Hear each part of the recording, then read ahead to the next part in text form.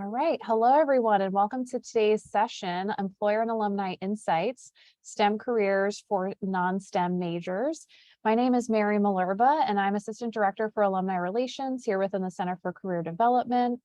Christina, you want to? And I'm Christina Bedini, Assistant Director on the Corporate Partner Relations team.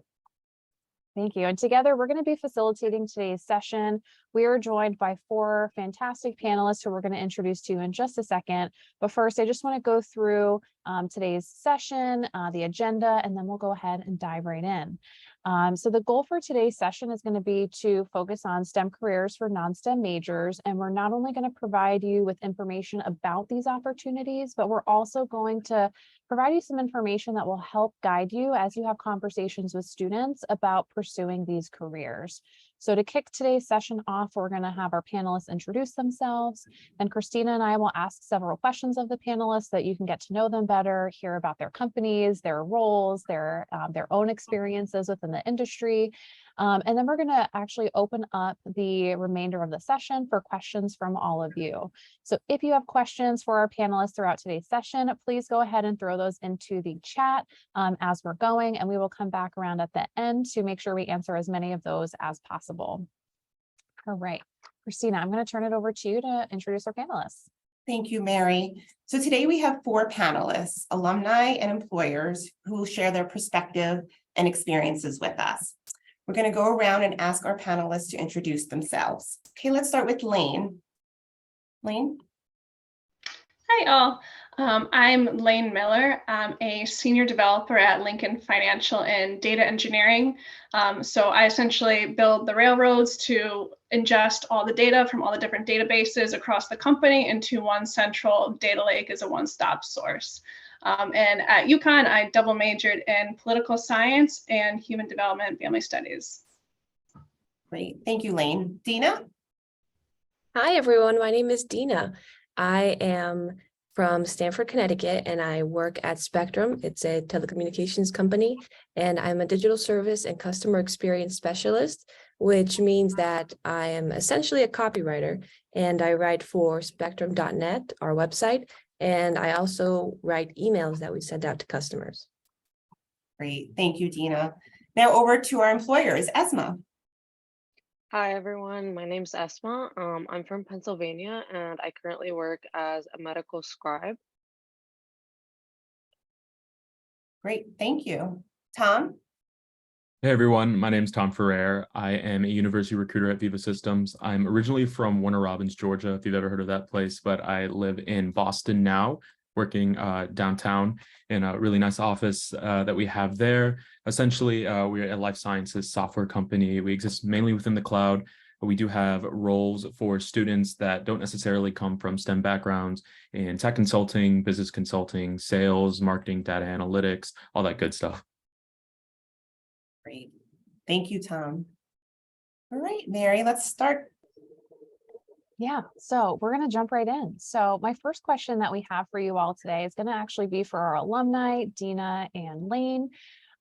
Please kick us off by telling us how you got started in STEM. Walk us through your journey from the major that you had, through your career path, the way that you've sort of navigated getting into the STEM role that you're in, and tell us a little bit about your current position. So Laine, if we could start with you, that'd be great.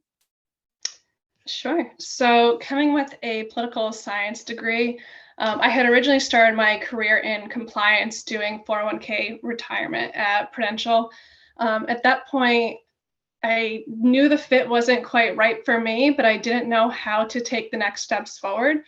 So I got a couple of project management certifications, learned a lot about, agile management, and used that as kind of my stepping stone into IT. And that's when I got to Lincoln Financial and I got into digital strategy. Excuse me. So we worked on really how to capitalize on the current technology in the market to drive Lincoln forward. Once I was in that role, I really determined that I wanted to be building and developing and actually creating the back-end systems. So at that point, through the relationships that I had made at UConn, got a chance to transfer to data engineering. And I had already had those soft skills of the project management, the communication skills, really working with the team and breaking down the projects into smaller pieces. And the technical piece, there's such a depth of knowledge available online through different courses, things that Lincoln sent me to learn from. So that's where I really developed the actual hard coding skills, a lot of the cloud background, the cloud skills with AWS, things like that. So, and I've been in data engineering ever since for about 3 years now, and absolutely love it. I feel like I've really found my niche within that building and development. Great. Thank you so much, Laine. And Dina. So I am fresh out of college. I just graduated May 2022 with an English degree and a minor in digital marketing analytics. So I'm trying to cover all bases, basically. And as a sophomore, when COVID hit, I was also just trying to not stay behind in my career. So I was looking for opportunities from wherever, from anyone, and that would help elevate me in a way. And so I started at an externship that was offered through AT&T. And from there, that led me to accepting an internship the following summer as a junior at Spectrum as a digital copywriter intern. And then they were gracious enough to bring me on full time, where now I've expanded my role to working not only with the emails that we send out for customers who might not know exactly how to set up their TVs or how to solve technical issues with their home. And I also now work on writing those articles on our spectrum.net site. So it's been a journey, and a lot of it did start from just wondering what is out there for an English major. Great, thank you, Dina. Now for our employers, Tom and Esma, we have some career champions on our call today.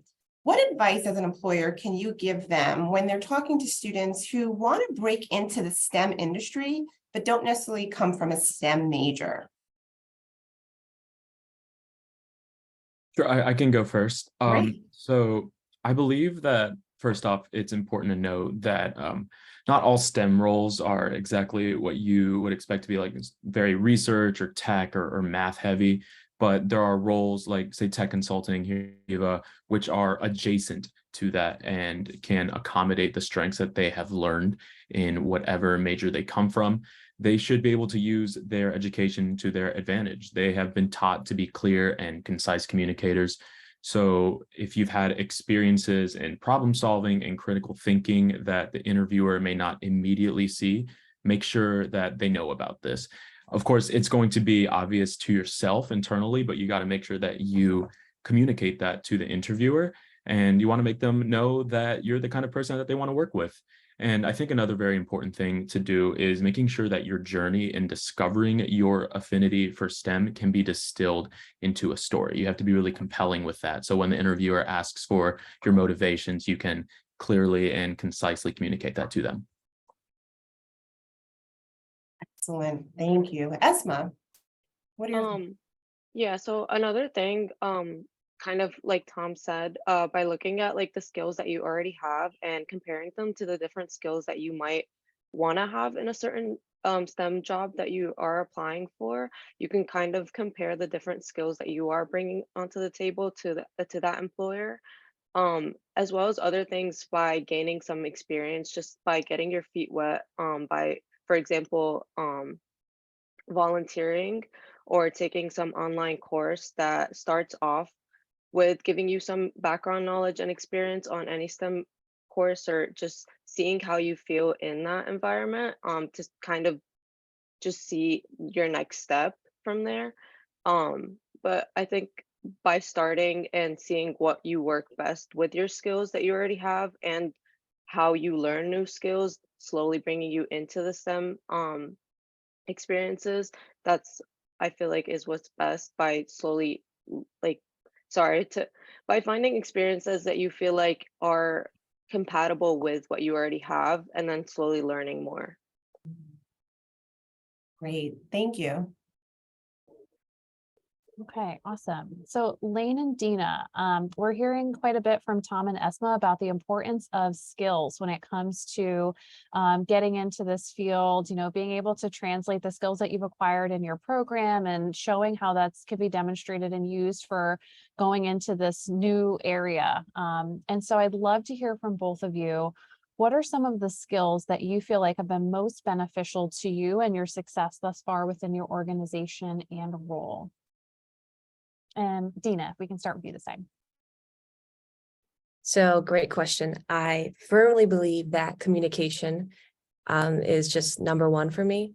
Having the ability to talk to people and to explain your thoughts properly and respectfully is very important. And that doesn't matter whether you're in an office environment or if you're just working from home or anything. It's really important to communicate with others in a way where your point is understood and they understand that they also need to communicate in that way as well. So that I also, I really think that is one of the bigger ones, as well as leadership. I think I learned that through UConn, just my time there.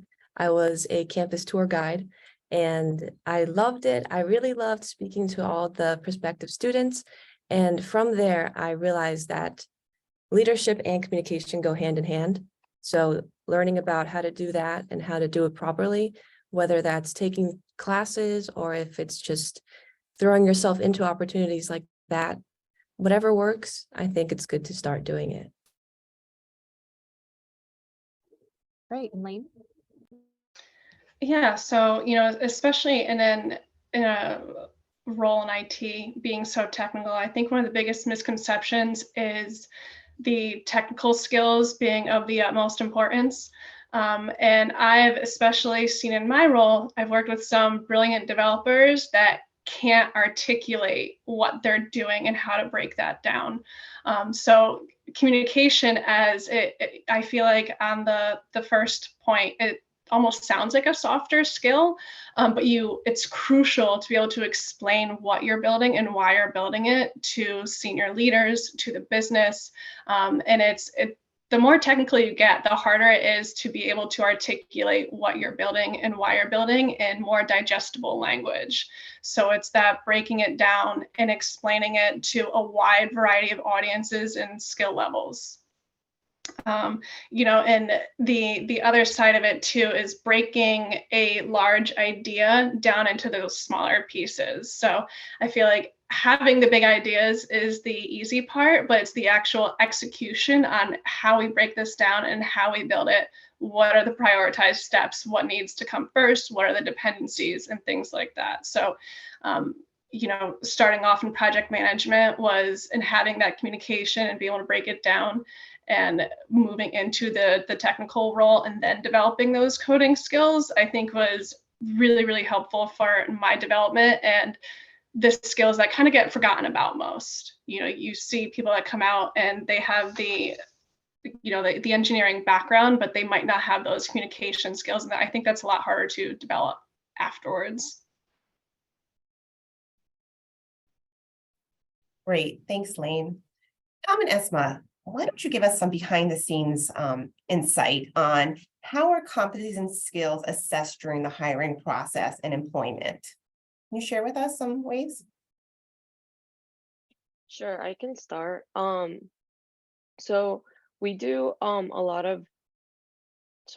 so we have a really thorough application and interview process to compare the skills that a employee would want to bring in to becoming for example, a scribe.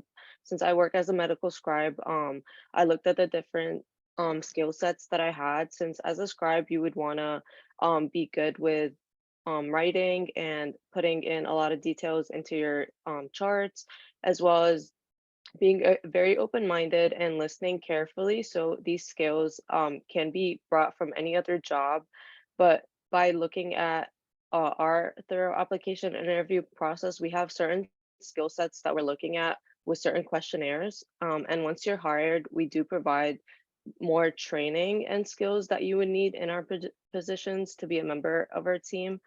But hopefully that does answer your question. Yeah, can you tell us a little about the role of the scribe, the medical scribe role? Yeah, so So basically as a scribe, you're going behind the physician or whoever you're like the doctor that you're following around, and you're just writing down, you're tracking basically all the labs and imaging results that you get. You're organizing the documents, you're writing down the chart from what the patient is telling you.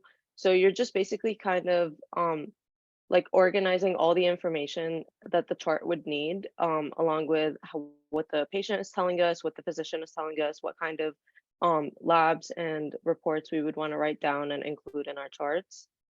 Okay. Thank you for that.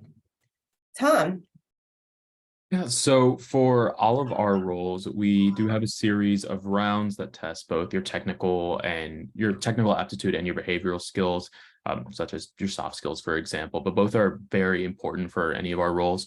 We test on the behavioral side for three main components. Are you a fast learner? Are you a hard worker? And are you a team player? I know these are a little intangible, but it's definitely what we're looking for.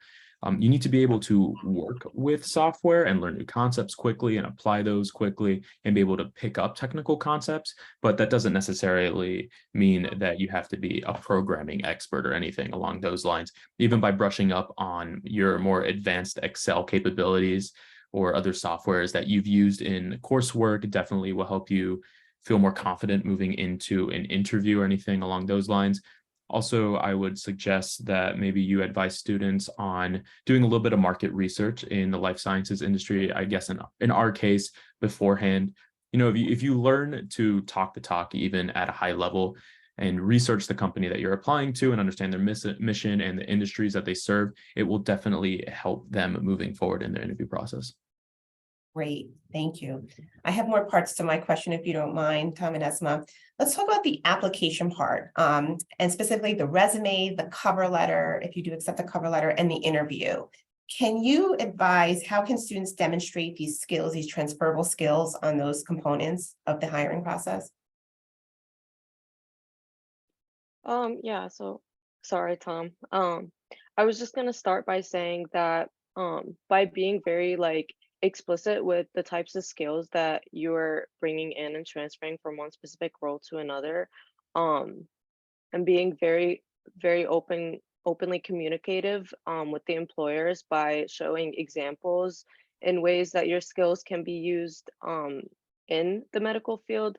Because for us, for example, as medical scribes, I know not a lot of us know the medical terminology and backgrounds that we might have, but by being hired, we do give people these skill sets and everything to learn the medical terminology that you would need and to hear these things and be more fluent in these terminologies. But for specifically looking at like the resumes and your skills, by being very communicative with the employer and like such things as like decision making or multitasking or any problem solving that you would have, and skills that a lot of people would have in different jobs, by being very communicative with the employer and showing how these specific skill sets can be used in this environment. That's great. Thank you, Esma. Yeah, absolutely. I definitely agree with everything she said. So I think definitely a great first step always is to thoroughly read the job description, take notes on it, make sure you have a very good understanding of what they're going to ask of you in that role and how your experiences may apply to that. I would also recommend making a resume or a cover letter that pertains specifically to the job that you've applied to. These copy paste resumes are pretty obvious and they don't stand out. So if you want to help your students stand out, definitely tailor it to the industry that they are applying to. And also make sure to tie your answers together. I know Esma touched on this, but it's very important in an interview to say, these are my experiences, and then they apply to the role in this way. Confidence is key here.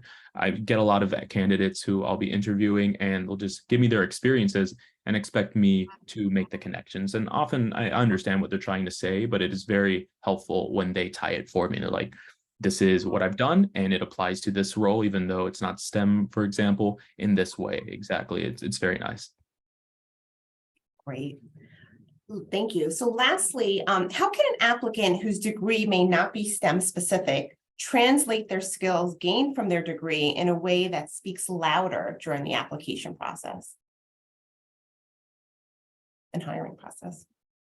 Sure. I think it's very important to remember why employers are seeking STEM majors in the first place. They have learned how to solve complex problems that may have multiple ways of being resolved.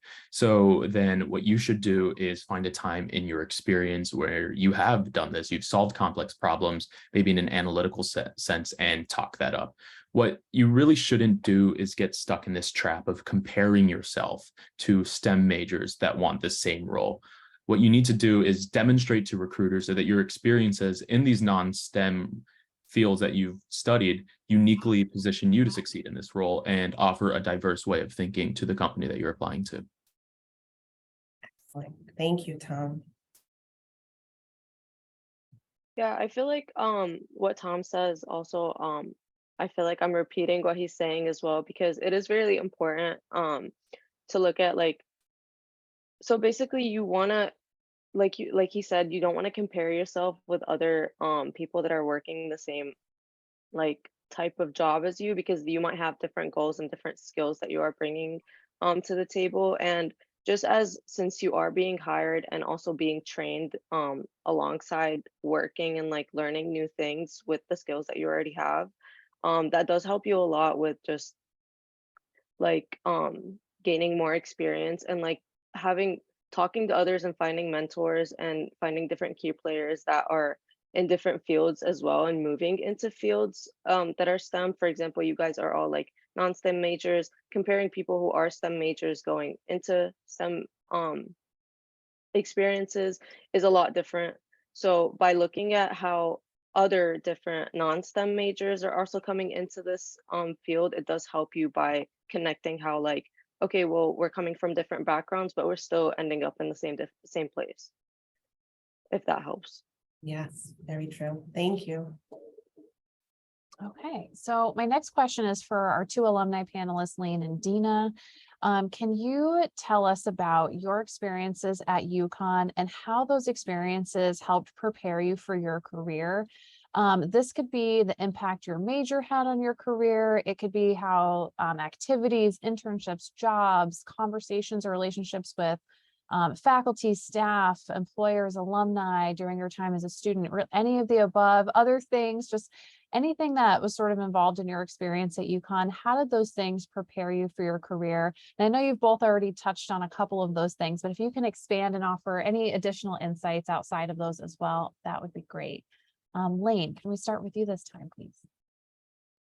Sure. So concentrating on my two internships, one was with the Connecticut Secretary of State, and that was a large research project on the impacts of mail-in voting, and breaking down what the impact could be on the state if we had changed that law, and then at the end presenting it to the Secretary of State. So a big piece of that was the researching piece, but also the presentation skills and explaining it to a wide audience. I would say definitely the presentation skills were huge there.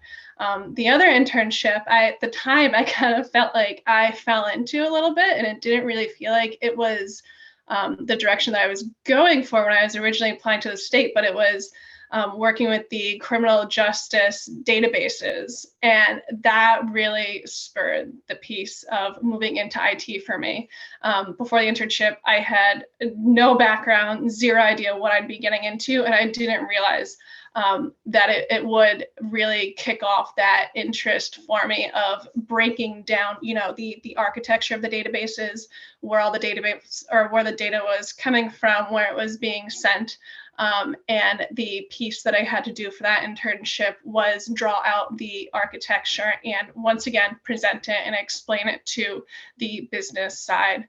So that comes back to my prior point earlier about being able to articulate and break down the technical concepts to people that don't have a technical background. And that's, so like I said, that's a huge piece of it. Awesome. And Laine, one of the other things that you had mentioned earlier, which was really fascinating, is you had mentioned that through relationships built at UConn, you were able to transition into the data engineering space. Can you tell us a little bit more about, you don't have to give names necessarily or anything like that, but just what those relationships were like and what specifically was helpful to you about those conversations? Yeah, so for my career in particular, really the only way I got into this role, being hired as a senior developer with no development experience, was the soft skills and the relationships that I had built through project management. And I developed a very close relationship with the head of enterprise data, who was somebody that recognized how important those soft skills were. And it was him that had originally told me, he said, I have a lot of smart developers behind me. I can't put any of them in front of a leadership audience to explain the technology at a key level that everybody can understand. So he really gave me that chance of taking the soft skills that I had with the confidence that I could learn the coding. I could be sent to different boot camps, sign up for different courses online. And that was really what drove me. So relationships are massive, just of massive importance, networking, and really kind of having that champion and mentor believe in you and give you a shot when you prove yourself how much you do want that role. Great. Thanks so much, Laine. And it's just so helpful to hear that, because through the Career Champion program, we're all sort of brought together by that concept of students are going to so many individuals across the UConn community for their career advice. It's not just through the Center for Career Development. So it's great that you bring up that excellent point of how valuable these relationships are for students, whether it's during their time here at UConn or afterwards when it comes to their career development. So thank you for sharing the impact that's had on you. Absolutely. And Dina, if you could please tell us about your experiences here at UConn and the impact that either your major or the internships, things like that, what has had the most impact on you as far as your career? Sure, Mary. So for me, I would say that my major definitely impacted my career. I do believe that I am a great writer and a communicator, and that is thanks to my 4 years of English classes and all my other experiences with leadership through my campus tour guide experience, or also just attending different events that are offered by UConn departments, whether that's just an info session on some new program or something else, a community event, volunteering.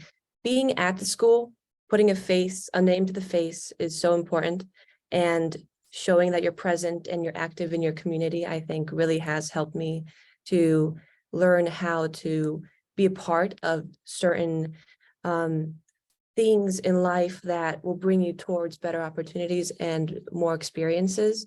And so my major, as well as my minor, really prepared me to excel at my job currently.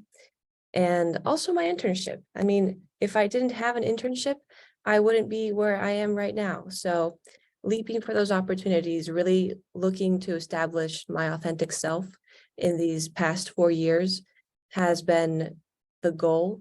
And so I really think that I've achieved that through my experiences here and at UConn. And Dina, is there an aspect to your role? So sort of thinking on the technical side as well, is there an aspect, like a specific aspect of your internships or your other experiences here at UConn that has helped with the technical piece as you transitioned into that space? Yeah, so there are certain classes that I took during my my 4 years at UConn that were more technical based. So I mean, there were marketing courses I took, and also there were some English courses about writing for technical reasons. And so it's a very different type of writing. It's not like you're writing an essay or you're writing a book. You have to be very direct, and customers don't want to read 10 pages of how to install your TV. So it has to be like, a few paragraphs or even a few sentences. So making sure that you have concise wording, I learned not only from my major, but also from just jumping into it through my internship. So yeah, hopefully that helps. Oh, yes, thank you so much, Dina. I appreciate that. And then our next question are for all of our panelists. So we're really excited to know what guidance do you have, especially thinking for faculty and staff who are on the call today, who are helping students from non-STEM majors explore STEM careers. What guidance would you share with them to help them as they're talking to students and having those conversations? And I'll let any of you go first on this one. So feel free to unmute and share. I'll go first.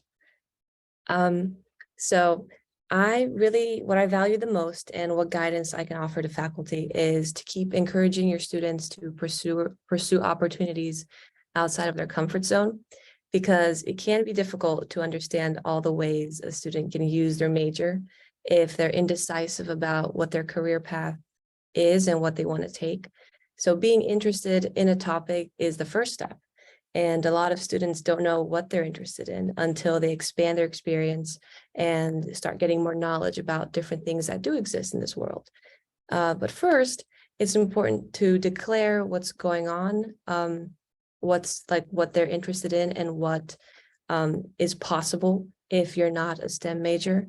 And that's done through proper encouragement. So I had great encouragement during my years, and I totally valued it and appreciated it. So if you can just do that for all students, I mean, that's awesome. Yeah, to go off on what Dina said too, I feel like that is a really important thing, to have a basis of what you like first, but also knowing that a lot of different things can come from one specific major. You're not like stuck on one specific path. Um, but also knowing that like it shouldn't be discouraging to go into a STEM field, because if you're able to start off and learn new things, you can always start at step one, and then based on whatever knowledge you have gained, it opens up more doors for you. So just know that from this first step, it's always better just to start. Yeah, I would echo what Esma just said. That's what I was going to say, is I feel like sometimes you get stuck in indecision, and when you can't quite identify what you want to do, you're better off taking 2 steps down one path, figuring out that's not for you, back up, take a couple steps down another, versus circling around and trying to make that decision when it wouldn't be an informed decision if you didn't take those steps down the path and explore it to begin with. The other thing that I was going to say is, when you're looking into where you want to go, I would focus. I think people get caught up in focusing on what a company does or the content of a company versus the function of a role, and to identify what action really drives you, whether you like building, you like writing, like Dina, whether it's managing, organizing, and really looking at that function. Identifying that I wanted to build and create something was exactly what put me down on the path that has been most fulfilling for my career. I think something else you can do is steer students in the direction maybe of development programs. Shameful plug, Viva definitely has development programs that account for the fact that certain applicants maybe background in STEM, and we have experience in guiding those candidates through their early career and into success in the STEM field. If these students still have open class spots, maybe they're not graduating quite yet, encourage them to take courses in areas that make them more competitive for some of these STEM roles, whether that's statistical analysis or introductions to different coding languages, things like that.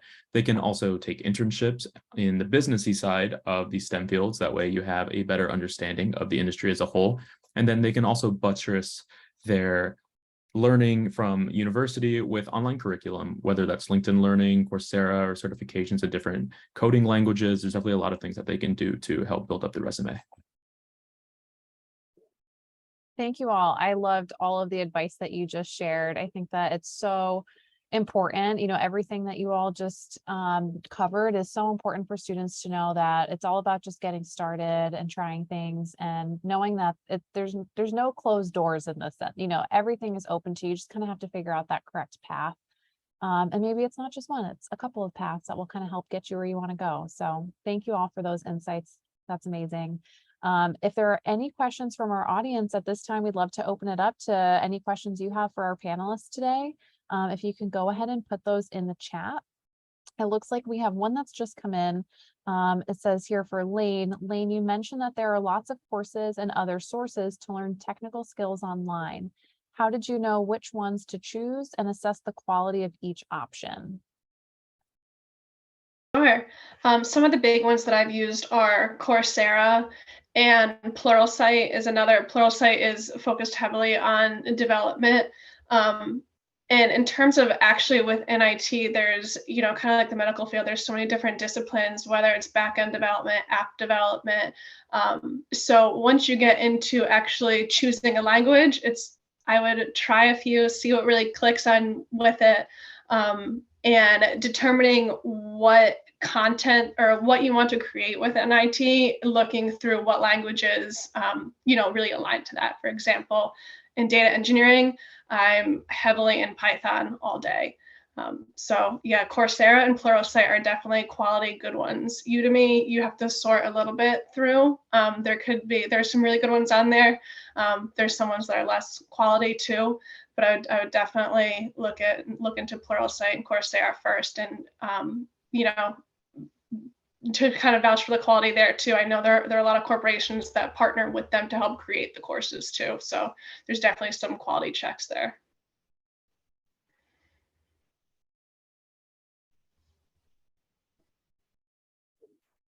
Okay, and it looks like the next item in the chat here, perhaps isn't a question, but I'm going to share this anyways. It says, I found this to be so enriching, walking away with the idea of how important internships are and being able to communicate your skills. Love the explanation to tie your skills into the job, not waiting for the interviewer to do that. Definitely really key there. So yes, thank you. Thank you for touching on that as well. Great. Give everyone another moment here if you have any other questions that you want to enter into the chat.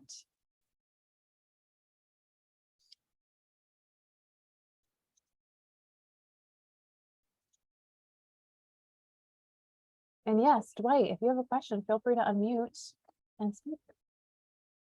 I'm enjoying listening to the answers, and if I try to type this, I'm going to miss something. This has been so eye-opening and helpful. I'm the associate head of the Department of English. Dina, really grateful for all of your kind words about your courses in English at UConn. I'm, really trying to make my best effort to create new career imagining for our students, and so this has just been awesome. And I've learned a lot. I guess I have kind of two questions. One is from the curriculum development side. Are there things that you wish you could have taken as an undergraduate at UConn that would have in your departments, right? Whether it's poli-sci, HDFS, English, that would have helped your path to where you are now? Or are there things that you could imagine having studied when you were at UConn that might have helped with that transition? I like Tom's remark that students should step outside of their major and take courses in other fields that they might find themselves interested in at some point. But is there something that could have been done internal to your department to kind of help that transition? And I guess it's kind of like related, and I don't know if maybe this is too many questions, but a lot of the humanities and social sciences get sort of pushed aside in conversations about the value of higher education.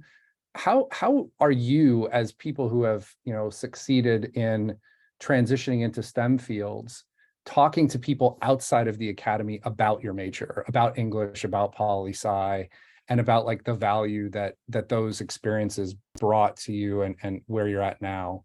We feel so embattled in the humanities in particular constantly, that I'm always thinking about like, how do we communicate the value of what we're doing? And you all are living testimonies to that, but I'm wondering what you say to other people about that. Anyway, either question. I'll take in terms of the background major.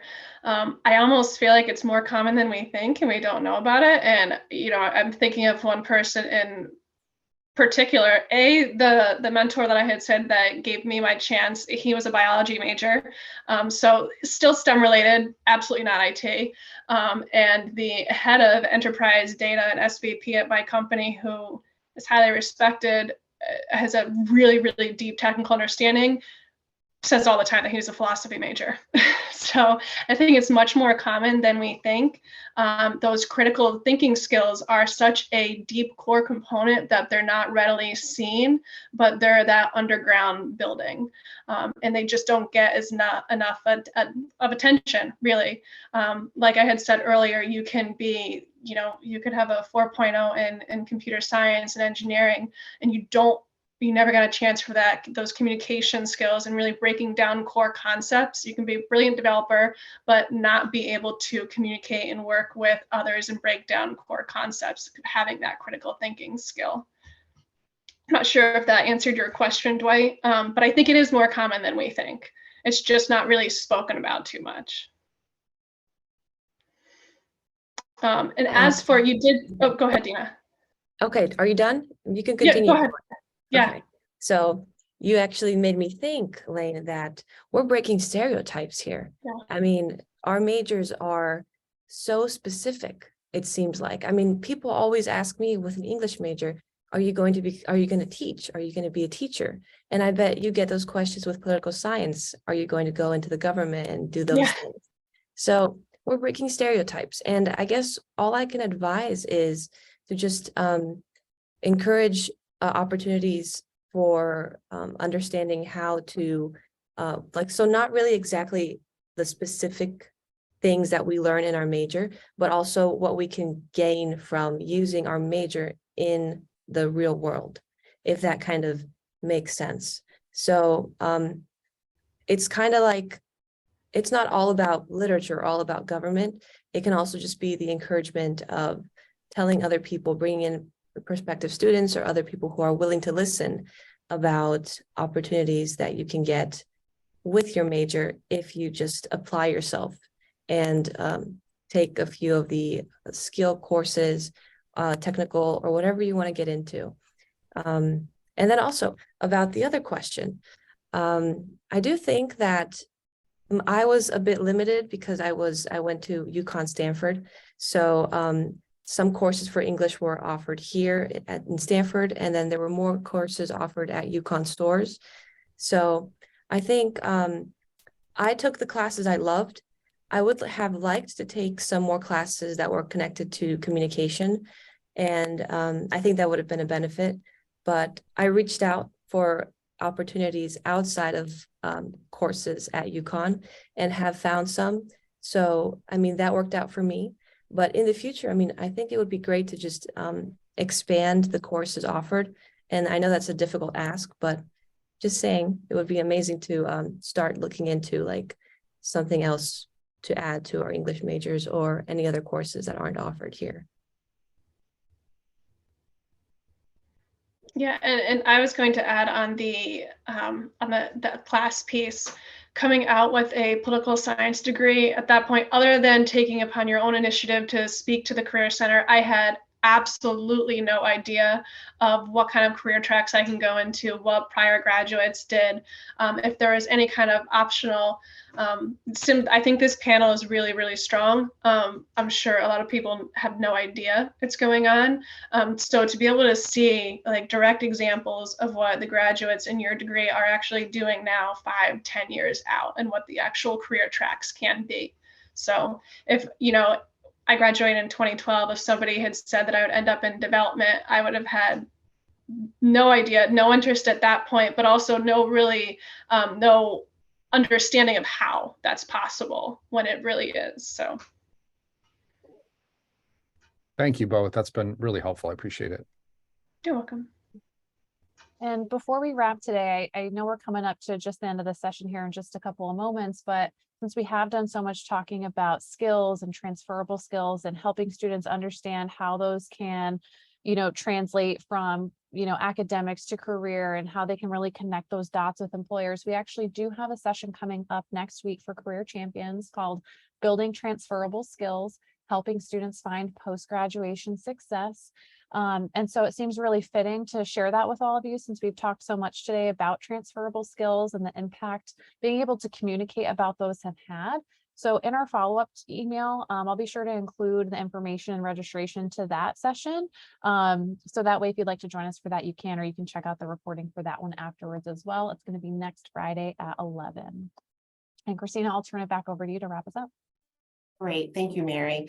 And thank you to our panelists who joined us today and our audience members for tuning in today. I think we all agree we loved what we heard today and loved, you know, this discussion. If we want to carry on these conversations, I wonder if our panelists would be willing to share their maybe LinkedIn profile or email address or way that our career champions can further this conversation with you, maybe offline. And if you are willing to do that, would you mind putting it in the chat? And then we can just grab it from the chat. Your information, that would be amazing. But anyway, I want to again thank you all for attending this session. As Mary said, there's more to come for the semester, and we look forward to seeing you.